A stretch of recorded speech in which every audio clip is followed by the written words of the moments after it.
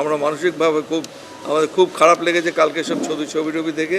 এর সমস্ত মানুষেরই হয়তো মনে তাই হয়েছে, এর থেকে বেশি কিছু বলবো না। কে বয়কট করছে, কেন বয়কট করছে, ওদের আভ্যন্তরীণ ব্যাপার, এটা নিয়ে কোনো মন্তব্য করবো না আমরা। রবীন্দ্রনাথ তাকে সাবস্টিটিউট করার মতো এখনও সেই ধরনের কোনো কবি বা সাহিত্যিক উঠে এসছেন বলে আমার মনে হয় না। সেই জন্য তিনি বিশ্বকবি, এর থেকে আর কি বলার আছে।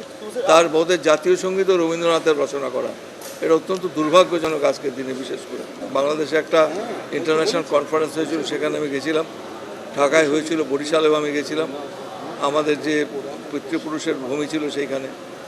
বাস সেইটুকু দেখার পরে আরও একটু মনটা খারাপ হয়ে গেছে।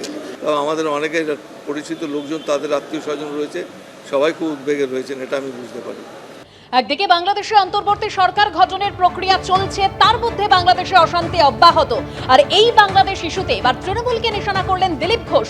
তিনি বলছেন, বাংলাদেশে যারা নৈরাজ্য চালিয়েছিল, অর্থাৎ নৈরাজ্য চালাচ্ছে, তারাই ভোটের পরে পশ্চিমবঙ্গে ঢুকেছিল, বিজেপির নেতা কর্মীদের উপর তৃণমূলের হয়ে হামলা চালিয়েছিল, এরাই সিএ পাশ হওয়ার পর আগুন জ্বালিয়েছিল, লুট করেছিল, এরাই এখানে তৃণমূলকে দখল করে নিয়েছে। মমতা বন্দ্যোপাধ্যায় ভাবছেন এরা তার পক্ষেই আছে, তাই মুখ বন্ধ রেখেছেন। এক দিদি গেছেন, আরেক দিদি হয়তো সেই রাস্তায় হাঁটতে চলেছেন। তৃণমূল ভবিষ্যৎ দেখে রাখুক, এই আগুন থেকে তারাও বাঁচবে না, মন্তব্য প্রাক্তন বিজেপি সাংসদ দিলীপ ঘোষের। আমার মনে হয় কোনো ইসলামিক দেশে বোধহয় গণতন্ত্র সফল হয় না, সেটা তার প্রমাণ। যাই হোক, কিন্তু আমরা পড়োশি দেশ হিসাবে সবসময় আমাদের চিন্তা থাকে, কিছু গন্ডগোল হলেই ওখানকার হিন্দুদের উপর অত্যাচার হয়, তারা পালিয়ে আসেন, আবার সেটা হচ্ছে। কিন্তু তাদের হয়ে কেউ কথা বলছে না, কেউ জামাতিদের কথা বলছে, কেউ শরীরতন্ত্রের কথা বলছে।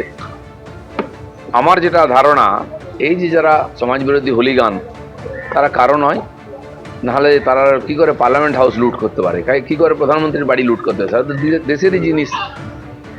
এই ধরনের লোকেরা এখানে সিএ পাস হওয়ার পরে আগুন জ্বালিয়েছিল, বাড়িঘর লুট করেছিল, দোকানপাট জ্বালিয়েছিল, স্টেশন জ্বালিয়েছিল। এই লোকেরাই ওখান থেকে এখানে যারা ঢুকেছে এসে 21-এ নির্বাচনের পরে বিজেপির কর্মীদের বাড়িতে অ্যাটাক করেছিল, বাড়ি ভেঙেছিল, আগুন লাগিয়েছিল, দোকান লুট করেছিল, মহিলাদের অত্যাচার করেছিল।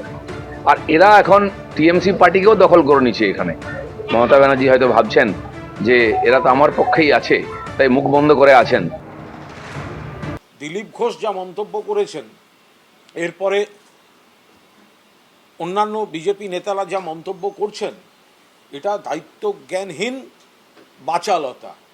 দিলীপ ঘোষ বলছেন যে যারা ওখান থেকে ঢুকে এসে বাংলায় এপার বাংলায় এসে সন্ত্রাস করে গেছে, ঢুকে এলো কি করে, এই কথাটা আসছে কোথা থেকে?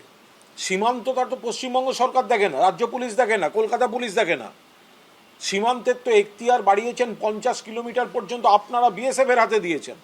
আমরা সবাই প্রার্থনা করছি বাংলাদেশ যাতে শান্ত হয়, শান্তি ফেরে, স্বাভাবিকতা রেস্টোর্ড হয়। তার বদলে বিজেপির নেতারা যে ধরনের ভাষা বলছেন, এ তো বিপজ্জনক।